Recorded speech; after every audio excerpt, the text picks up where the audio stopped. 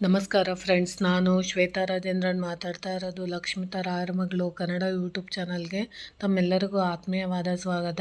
ಸ್ನೇಹಿತರೆ, ಇವತ್ತಿನ ದಿನ ಬಂದು ವಿಶೇಷವಾಗಿ ಲಕ್ಷ್ಮೀ ಪಂಚಮಿ ದಿನ ಆಗಿರುತ್ತೆ. ಇಂಥ ದಿನದಲ್ಲಿ ಮನೆಯಲ್ಲಿ ವಿಶೇಷವಾಗಿ ಲಕ್ಷ್ಮೀ ದೇವಿಯ ಅನುಗ್ರಹ ಬೇಕು ಅಂತ ಬಯಸುವಂಥವ್ರು ವಿಶೇಷವಾಗಿ ನಿಮ್ಮ ಮನೆಯಲ್ಲಿರುವಂಥ ಲಕ್ಷ್ಮೀ ಫೋಟೋ ಇರ್ಬೋದು ಅಥವಾ ಲಕ್ಷ್ಮೀ ದೇವಿಯ ವಿಗ್ರಹದ ಮುಂದೆ ಮಾಡ್ಕೊಳ್ಬೋದಾದಂಥ ಸಣ್ಣ ಉಪಾಯಗಳನ್ನು ತಿಳಿಸ್ಕೊಡ್ತಾ ಇದ್ದೀನಿ.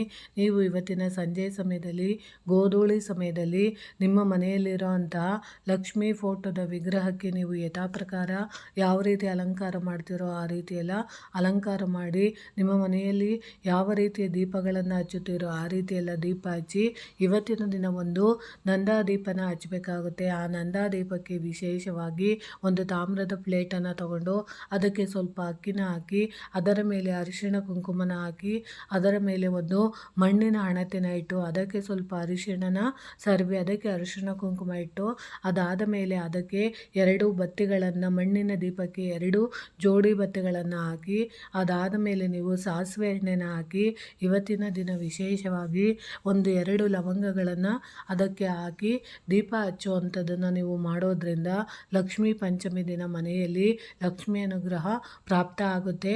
ವ್ಯಾಪಾರ ವ್ಯವಹಾರ ಇದ್ದರೆ ಅಭಿವೃದ್ಧಿ ಆಗುತ್ತೆ. ಸಾಲ ಸೋಲ ಜಾಸ್ತಿ ಇದ್ದರೆ ಅದೆಲ್ಲ ತೀರಿಸೋದಕ್ಕೆ ಒಂದು ದಾರಿ ಆಗುತ್ತೆ. ಈ ರೀತಿ ನೀವು ಮಾಡ್ಕೋಬೇಕು. ಅದ್ರ ಜೊತೆಗೆ ನೀವು ಮಹಾಲಕ್ಷ್ಮಿ ಕೃಪೆ ನಮ್ಮ ಮನೆಯಲ್ಲಿ ಸದಾ ಇರಬೇಕು ಅಂತ ಬಯಸುವಂಥವ್ರು ಲಕ್ಷ್ಮೀ ದೇವಿ ಇಷ್ಟಪಡುವಂಥ ಗೋಟು ಅರಿಶಿಣನ ನೀವು ಲಕ್ಷ್ಮೀ ದೇವಿಗೆ ಸಮರ್ಪಣೆ ಮಾಡಬೇಕಾಗುತ್ತೆ. ಅದು ಯಾವ ರೀತಿ ಅಂದರೆ, ಒಂದು ವಿಳೆದೆಲೆನ ತಗೊಬೇಕು. ಅದರಲ್ಲಿ ಒಂದು ತಾಮ್ರದ ತಟ್ಟೆಯ ಮೇಲೆ ಒಂದು ವಿಳೆದೆಲೆನ ಇಟ್ಟು ಅದರ ಮೇಲೆ ನೀವು ಕೆಂಪು ಕಲವ ದಾರ ಅಂತ ಸಿಗುತ್ತೆ.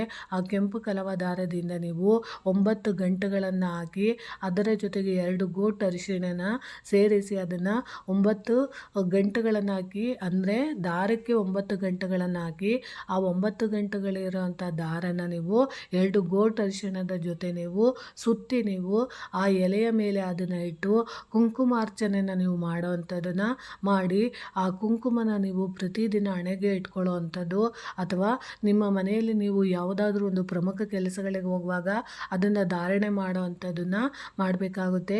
ಇನ್ನು ಗೋಟು ಅರಿಶಿಣನ ನೀವು ಏನು ಮಾಡ್ಬೋದು ಅಂತ ಅಂದರೆ, ಅದನ್ನು ನೀವು ಎಲ್ಲಾದರೂ ನೀವು ಲಾಕರ್ ಇಡೋ ಅಂಥ ಜಾಗದಲ್ಲಿ ನೀವು ಇಡೋ ಅಂಥದ್ದನ್ನು ನೀವು ಮಾಡಬೇಕಾಗುತ್ತೆ. ಇನ್ನು ಆ ದಾರ ಇರುತ್ತಲ್ಲ, ಆ ದಾರನ ನೀವು ಕೈಗೆ ಕಟ್ಕೊಳ್ಳೋದ್ರಿಂದ ನಿಮ್ಮ ಜೀವನದಲ್ಲಿ ಯಾವುದೇ ಕೆಲಸಗಳು ಅಡೆತಡೆಗಳಾಗ್ತಾ ಇದ್ದರೆ ಅದೆಲ್ಲ ನಿವಾರಣೆ ಆಗೋವಂಥದ್ದು ಆಗುತ್ತೆ.